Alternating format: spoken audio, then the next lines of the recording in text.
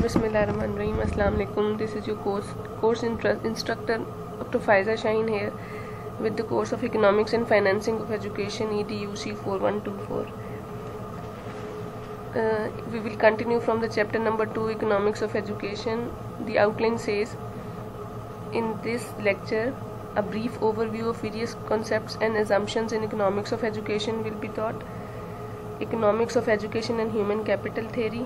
These are the tools of economics, and it will be used in the context of education to measure the utility of education, just as human capital theory, efficiency, equity, micro and macro analysis, and a debate which says education is a black box, and lastly the opportunity cost. While making decisions, how likely we can measure the cost or benefits of all the alternatives.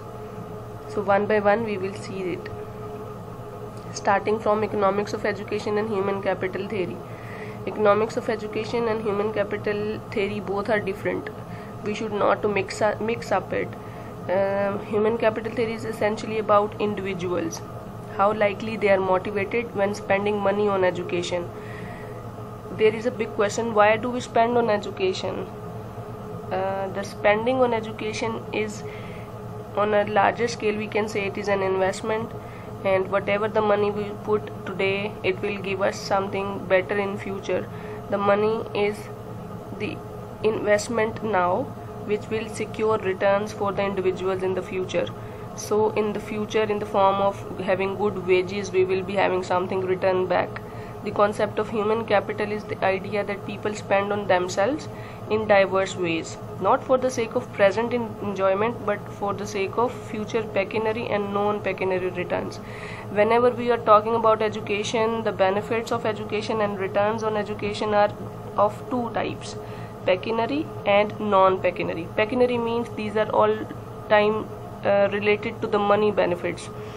How likely you will spend on education, the more likely you will be having good job in future. But non-pecuniary returns are related to the skills, attitude, and behavior modification that you learn as a result of education. This means human capital does include spending money on health, searching for jobs, migration, as well as spending on education. So overall we can say human capital theory is about the health, strength, education, training, and skills which people bring to their jobs is due to human capital theory. And the returns of spending on education are pecuniary as well as non-pecuniary. Pecuniary are related to your money, and non-pecuniary are the skills and attitudes that you learn as an outcome of education. Next is economics of education may be defined as the application of the analytical tools of economics to education. Whenever in the context of education we apply the principles of economics, that is economics of education. Thus it includes human capital theory, where it is applied to education, and is also included spending on education that is not undertaken by the individual for investment reasons, and that does not come within the scope of human capital theory. So there are certain areas where economics of education and human capital theory overlap, but broadly speaking these both are different concepts. Examples are given in the next slide, which is here. Economics of education and human capital theory. Examples of human capital theory include searching for jobs, individuals spending on education and housing. Examples of economics of education are internal efficiency of education, the finance of education. And these are two areas where the both concepts overlap: the demand for education and brain drain. Demand means that both deal with the demand of education. Up to a certain price, how likely people are motivated to spend money on something, that is determined by their demand. And brain drain, it is a concept that when educated and skillful people leave the country without performing their services in the place where they have taken education. Next is efficiency, which is internal, external, and financial. Efficiency, what does it mean? It means whenever you put minimum input and try to get maximum output, it is called efficiency. Scarcity of resources and getting maximum output is dealt under the concept of efficiency. It is a tool of economics and will be used in the context of education. Educational policy makers wish to achieve their educational, social, economical aims with minimum input of resources. So minimum input of resources means efficiency concept is applied here. Efficiency can be measured in physical or economic terms. Both are different, called respectively by economists as technical and economic efficiency. Technical efficiency means that it is the quantitative relationship between inputs and outputs.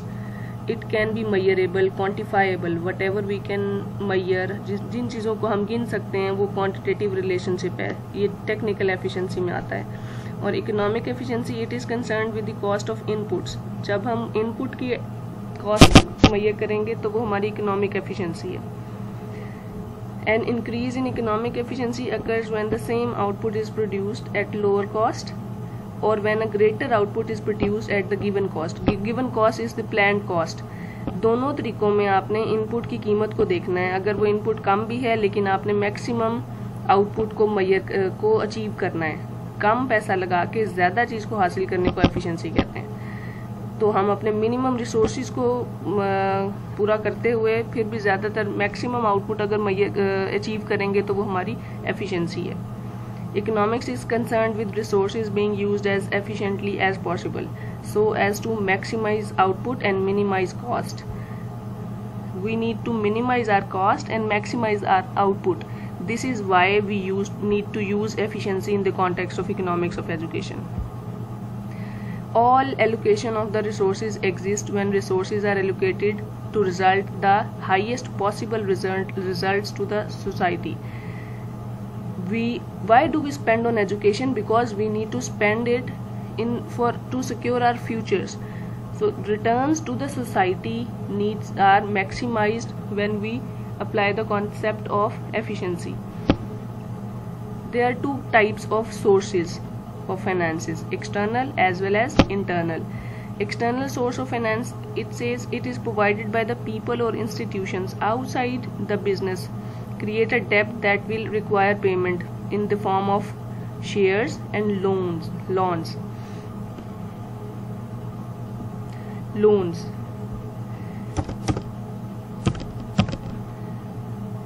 And internal sources are finance which is raised internally. It does not require the depth of the business. If the cost is generated within the organization, that is internal, and if it is taking some share from the outside of the organization, that is external. Next is equity. Equity, by its word, it means that distribution of resources on equitable basis. Equity means that on the basis of merit we need to distribute the resources. Let's see what it says. Equity is concerned with the distribution of what is produced and how fair or equitable that distribution is. We cannot say that distribution is done on one part and without taking the concept of merit we can distribute the resources. So equitable grounds should be there. बराबरी की बुनियाद पे सब लोगों में resources को बांटने को, डिस्ट्रीब्यूट करने को इक्विटी कहते हैं. The questions about equity are clearly subjective and value laden. So we need to clarify these two words, subjectivity and value laden. Subjectivity means whenever criteria is determined by so many people and there is not a consensus among the people. And value laden means that the society to society values are different. So equity, this criteria cannot easily be met because subjectivity and value laden issues are there. Although they argue that it is more equitable to have a universal primary education system than a large university sector system, because it opens educational opportunities to a wide section of the population. There is no way we can prove that this will make for a fairer distribution of educational opportunities unless we first say that what we regard as fairer or more equitable. In this example, we have seen that equity, on the basis of equity, if opening a large university sector or spending on that is fair decision, then distribution will be done, otherwise no. In other words, what we say is fair determines what educational policies should be pursued on equity grounds. But we have the criteria as well as what the policy says. If there is a match, then equity is applied. Once this is done, test can be made to see how effective policies are in achieving the equitable distribution of educational opportunities. And it does rarely happen that whatever you plan and you make a standard and what the policy says. Next is micro and macro analysis in economics. In the previous chapter we had gone through the idea of micro and macro, but how this analysis is helpful in measuring the value of education, it is read here as an analysis. The macro means studying aggregates and micro means studying individuals. The macro analysis refers to those areas of economics in which a total or global analysis takes place. Whenever we deal with the aggregates and use this macroeconomic analysis as a tool, this is called macro analysis. One example from the economics of education would be when we consider the best way in which to invest in education to maximize the growth of national income. We are here not concerned with the individuals, we are here concerned with the national income. Growth in the national income means we are dealing with aggregates, and the tool which used to measure that growth level by spending on or maximizing the growth is called macroeconomics. And whenever the same analysis is done on individuals, it is micro. The microeconomics analysis of education is concerned with examining parts rather than whole of the system. If you study the individuals and examine their level of spending and growth, that is microeconomics. And if you are concerned with the whole and maximizing their growth at national level or aggregate level, that is macro. In economics of education, questions or topics may be purely micro or macro. So questions can be micro and macro differently, but may also be somewhere in between. We cannot say, because every macro has a micro. So many micros make up the macro. Individuals मिल के ही society बनाते हैं, तो अगर individual की study है तो वो माइक्रो है, और अगर वो सोसाइटी या नेशन की एग्रीगेट स्टडी है तो वो मैक्रो है. तो हर नेशन में इंडिविजुअल्स भी शामिल है, हर मैक्रो में माइक्रो शामिल है. तो इसकी एग्जांपल ऐसे बताता है कि cost benefit analysis is based on individual decision making which is micro. Individuals की बात है ना. In a competitive labour market it may be used to analyse individual institutions, rate to indicate where society should invest so as to maximize output, which is macro analysis. So individuals are dealt in micro and society is studied under macro analysis. Next topic is education a black box. This is a debate that the common concept behind this idea is that spending on education is a black box. पुराने ज़माने में ये समझा जाता था कि education पे spend करने से that is a dump, black box है. The more we spend the more likely less chances to get back. The example is in front of you that you are a post graduate student and you have been spending on your education since grade 1 to 16th. So there is a much cost that you have spent, but yet you are not getting anything back in return in the form of money. Pecuniary returns are not here until you get a job. So but parallel we see that spending on education gives you something non-pecuniary returns. in the form of skills, attitude, behavior, manners and knowledge, which is not pecuniary. So the old concept was whatever we spend on education, that may be a black box. Let's see what does it say in theory form. The theoretical basis of economics of education has been attacked, both from within the economics itself and from without, by economists and sociologists. Both economists and sociologists have criticized the value of spending on education. This subject has also been attacked by educationists, by which we mean those who have criticized educational economists on the basic methodological point that they cannot talk about education affecting incomes, occupational changes, economic growth and so on. If we say there is a consensus that education does not make any difference in your income, your occupational changes, economic growth and so on, then we can say that education is a black box, without also understanding the process of education, what actually goes on in the classrooms. What goes on in the classroom is other than the benefits, economic benefits, other skills that you learn during classes.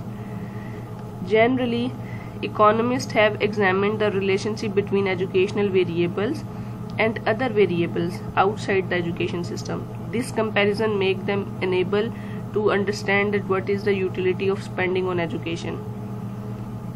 If educational success leads to labor market success, then the crucial question is that why do more educated on average earn more than the less educated?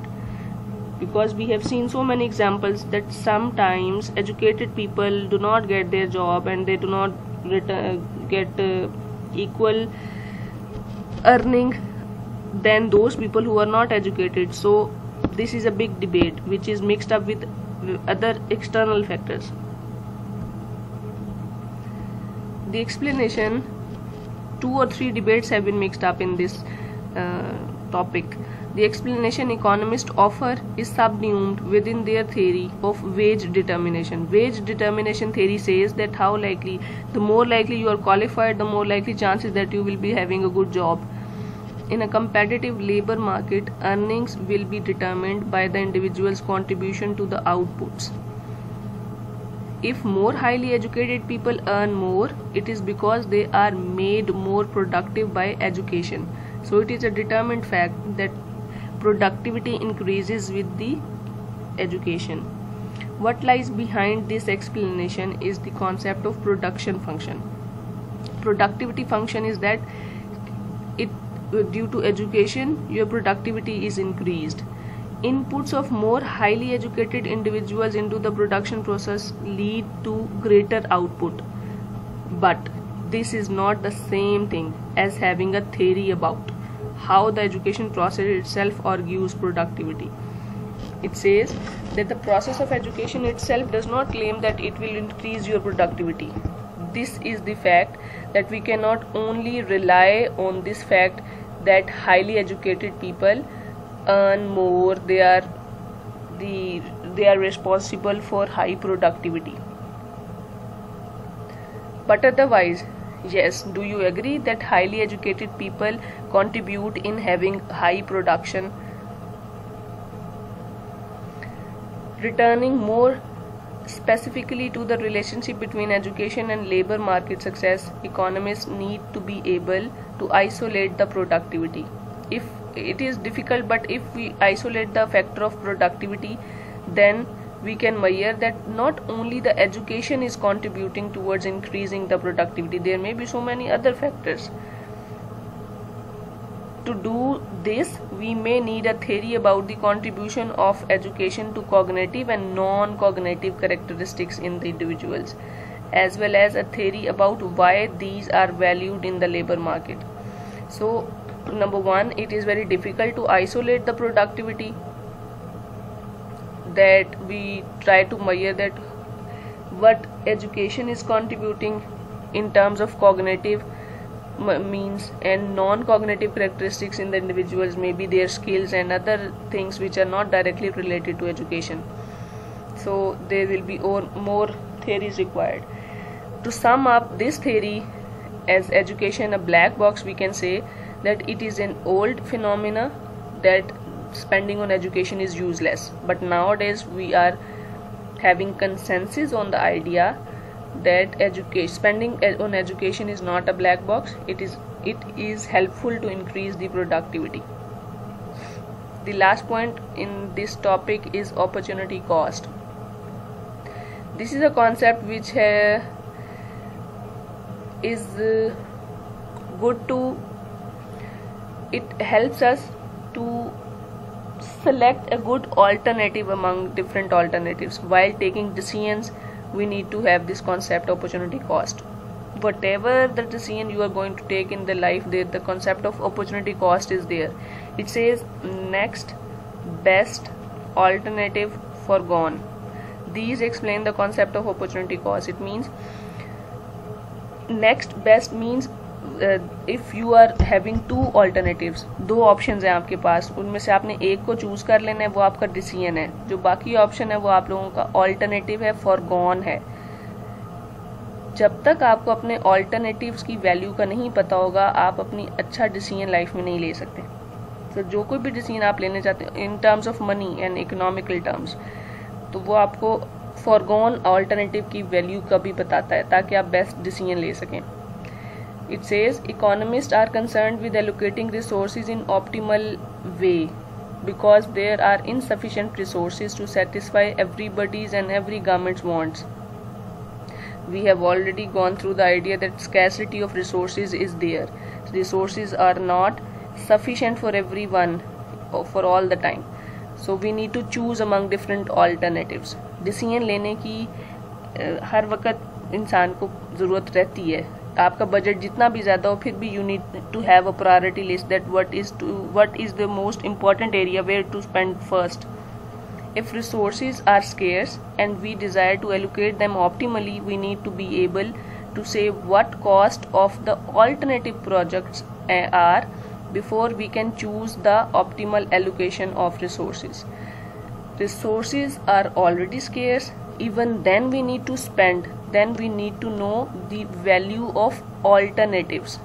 जो जितनी भी given options हैं उन सब की value पता होगी तो उनमें से बेस्ट के ऊपर पैसा लगाया जाएगा.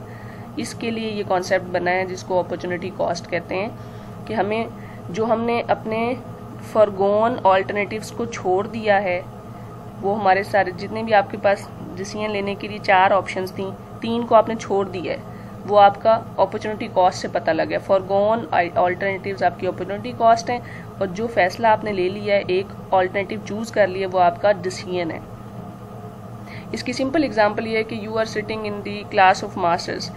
You before entering or taking admission into the university, you had an option to go for a job, number 1, to get a technical or vocational diploma, number 2, number 3, you could get married, number 4, you could get admission into this class.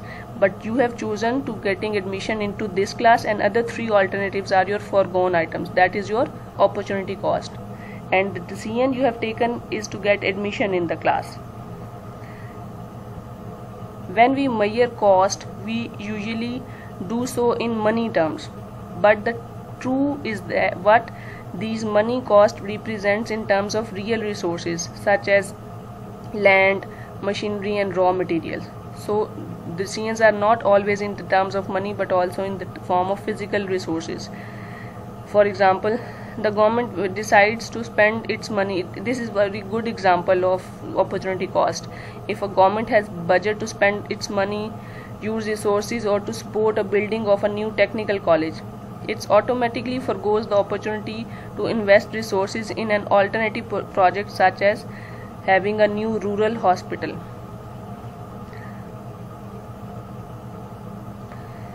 When society forgoes by investing in a technical college or a rural hospital, and one alternative foregone is called the opportunity cost. 2 options थी, या technical college खोल लें या hospital खोल लें, एक को आपने ले लिया, वो आपका डिसीजन है कि आपने टेक्निकल कॉलेज खोल लिया, लेकिन रूरल हॉस्पिटल नहीं खोला, but you could do that, you did not do this but you could do that, that is your opportunity cost. The opportunity cost reflects the real resources being used up as a result of taking particular spending decisions. बाकी alternatives की value का भी पता लगता है. Opportunity costs are not the same for the individuals as for the society, nor are social opportunity cost the same thing as the educational opportunity cost. Why this is so? This is debatable. Same likely that there are so many factors involved whenever we are measuring social opportunity cost. It varies from individual to individual. If something is good to me, that may not be good to you. So this is the criteria of subjectivity which hinders in the concept of opportunity cost. सबके लिए opportunity cost एक नहीं होती. 4 option सारे को दिए जाएं, किसी के लिए कोई डिसीजन ठीक है, किसी के लिए कोई डिसीजन ठीक है, इस बात का ये मतलब है. लेकिन अपॉर्चुनिटी कॉस्ट का पता होने का ये मतलब है कि आपको अपने 4 ऑल्टरनेटिव्स का अपने तौर पे पता हो कि इनकी वैल्यू क्या है, ताकि आप बेस्ट फैसला ले सकें. The latter relate to those cost incurred as a result of educational decisions. Also opportunity cost may be very different between educational institutions. Educational institutions में भी हर एक में अलग अलग है. किसी इदारे को किसी चीज़ की ज़रूरत है, किसी को किसी की ज़रूरत है, तो हर एक के लिए अपनी अपनी अपॉर्चुनिटी कॉस्ट है. जब उन्होंने कहीं पे भी पैसा स्पेंड करना है तो डिफरेंट उनकी degrees of variation and decisions लेने में. This is the whole overview of chapter number 2. So far in the chapter 2 we have seen these concepts. One by one I will give you a snapshot. Meaning and definition of economics of education. Then we have gone through the need, nature and scope, that what are the areas and depth and width of application of economics of education. And then the economic value of education. Why do we need to spend on it? There are some mechanisms we have gone through. With the help of those mechanisms we can measure the value, we can judge the value of spending on education. Then comes up some concepts of human capital theory, efficiency, equity, micro macro analysis, education a black box, and opportunity cost. These are all the concepts we have gone through in the chapter number 2. This is the end of your chapter number 2. You are welcome to raise any question. Thank you.